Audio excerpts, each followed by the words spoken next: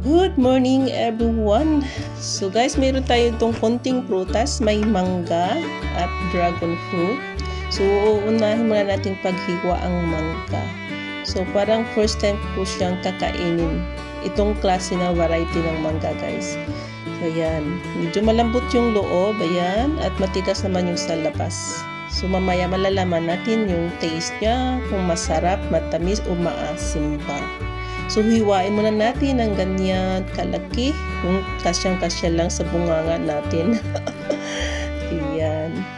So, ayan. Prutas-prutas din tayo paminsan-minsan. Ayan. At dito naman ay hiwain na natin ang dragon fruit. So, kain na yung kalahati. So, kalahati lang naman yung akin. Ayan. Hiwain din natin ng medyo maliit lang. Nakasyang-kasya sa bunganga natin. Ayan. So guys, alam nyo ba na mas maganda kumain ng fruits, or the ideal time to eat fruits is on an empty stomach. So dapat talaga empty pa yung tiyan natin kung kumakain tayo ng mga prutas. Preferably yan sa umaga, sa morning. Ayan. Para mas dali nating ma-absorb yung mga energy and nutrients ng mga prutas na kinakain natin. Ayan. So, pwede din yan sa mga healthy snack between meals. Ayan. Pwede din ito kakainin. Kahit anong klaseng prutas. Ayan. Pwede. Hindi lang itong mangga, itong dragon fruits. So, ayan. So, maganda din yan kakainin after or before exercise. Yan. Sarap din kumain ng mga prutas pag galing ka nag-ehersisyo or before ka mag-ehersisyo. So, before a meal din. Yan. So, alam niyo naman guys, yung mango rich in vitamins, minerals, fiber, antioxidants. So, nakakatulong din yan to maintain healthy skin.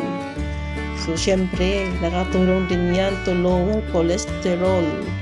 At syempre, nakakatulong din yan cancer prevention. Kaya kain-kain tayo ng mga prutas hanggat maaari, araw-arawin natin. O diba?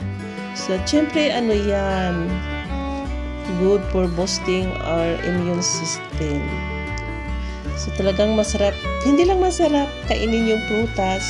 As in, marami din tayong makukuha ng mga nutrients sa ating mga kinakain na prutas. Kaya ugaliin natin kumain talaga guys araw-araw. Kung kaya lang sa bulsa natin, why not? O diba? Ayan. Kaso lang yung sa amin paminsan-minsan lang din.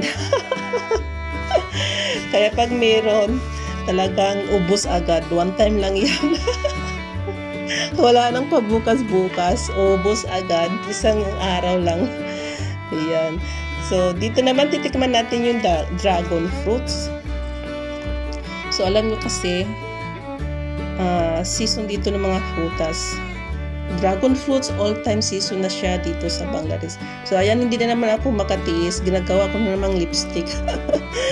So, ayan, syempre, din yung dragon fruits na yan. Magaling din yan to boost our immune system. So, kagaya ng mango, same lang din siya. Provides antioxidants. Again, sa mga din, sa mga nag-health din yan to protect our skin damage. Yan. At syempre, rich in nutrients yan. Great source of vitamin C din, kaya ng mangga, mineral. At syempre, nakatulong din yan to maintain our healthy skin. Yan. At hindi lang yan. Nakatulong din yan to fight sign of aging, as I said.